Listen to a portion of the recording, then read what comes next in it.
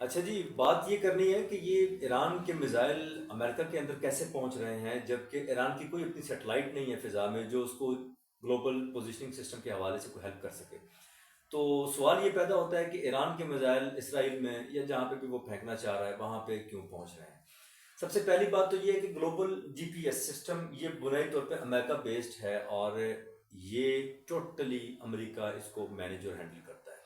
इसका फ़ायदा और नुकसान क्या है कि फ़र्ज़ करते हैं आप एक मिसाइल छोड़ते हैं पाकिस्तान से, टिला जोगियाँ से। आप कहते हैं ये मिसाइल हम कहते हैं कि जी फलां जगह पे जाके लगना है, बस हम कहते हैं कि इसको इस मिसाइल को तल अबीब में जाके लगना है। तल अबीब की डिग्री जो जीपीएस ने दे रखी है, ये मेरी ज़ाती राय है, वो 539273 कुछ भी हो सकती है।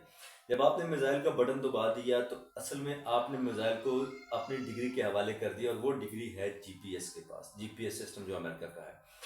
अब जो डिग्री अलॉटेड है उस मिसाइल को एन मुमकिन है अमेरिका वो डिग्री तल अबीब की बजाय काहिरा को अलॉट कर दे, वही डिग्री अमेरिका तल अबीब की बजाय जिद्दा को अलॉट कर दे, तो मिसाइल आपका तल अबीब में जाने की बजाय जिद्दा या काहिरा जा सकता है।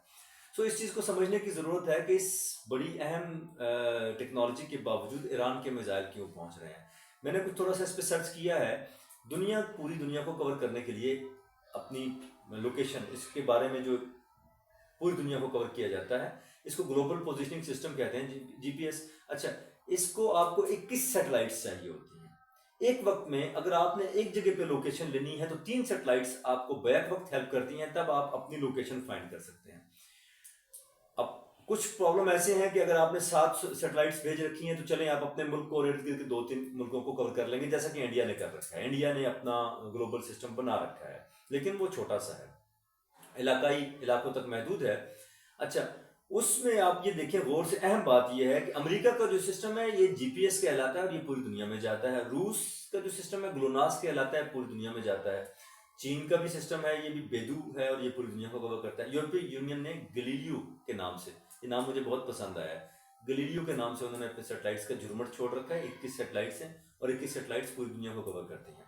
भारत ने सिर्फ अपना मखसूस इलाका रखा है, नाविक नाम का उसका, जीपीएस से जो भी इसको कह लें, पोजिशनिंग सिस्टम है।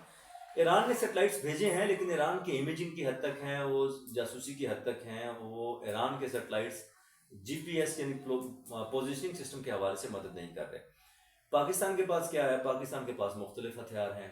F-16 है तो हम अमेरिकन बेस्ड टेक्नोलॉजी जीपीएस पे जाते हैं, और मिसाइल में तकरीबन हम सारे ही कोरिया या चाइना की पोजिशनिंग सिस्टम यूज़ कर रहे हैं। लेकिन सवाल ये पैदा होता है कि ईरान के पास वो क्या चीज़ है कि ईरान का मिसाइल पहुंच रहा है तल अबीब में। यकीनन जीपीएस से तो वो कभी भी नहीं जाएगा। हो सकता है वो मिसाइल के इंटरनल कोई ऐसा सिस्टम हो जिसके थ्रू वो पहुंचा रहा है, लेकिन दूर मिसाइल पहुंचाना और इतने एक्यूरेट पहुंचाने के लिए आपको बहरल इस सैटेलाइट की मदद लेनी पड़ेगी।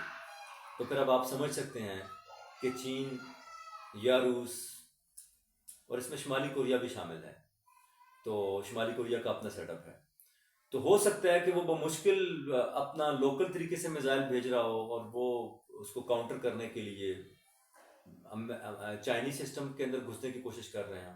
और अगर चाइनीज पोजिशनिंग सिस्टम के ऊपर वो अपने मिसाइल लॉन्च कर रहा है तो वो उस वक्त रूस को ढूंढ रहे हैं, और हो सकता है वो उसके अलावा किसी और चीज़ में जा रहे हैं। तो ये वो वजह है कि जो रास्ता है, जो पोजिशनिंग सिस्टम है, वो ईरान का मालूम नहीं हो पा रहा।